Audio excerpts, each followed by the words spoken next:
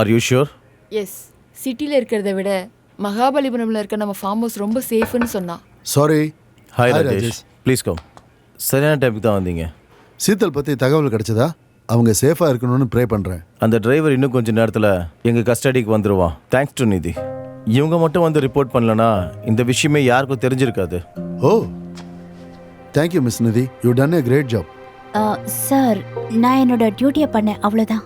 எல்லாரும் அப்படி இருக்க மாட்டாங்க, சரிதானே? சரி, நான் கிளம்பட்டுமா?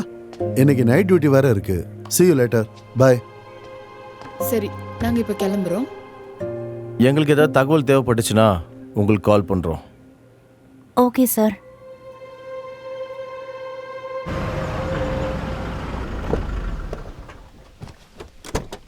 ஆண்டி, வீடு சூப்பராக இருக்கே.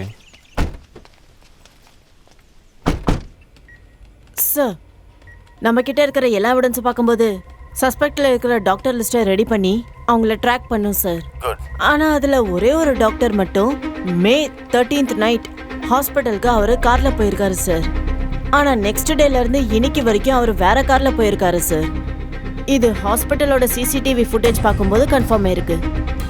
I think he could be a prime suspect.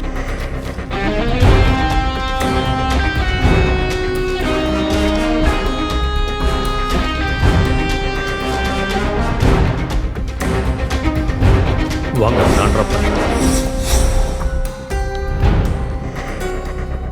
It smells like sterilizer. I am doctor Aaram. அவர் வாட்சை ரைட் ஹேண்டில் கட்டியிருந்தாரு.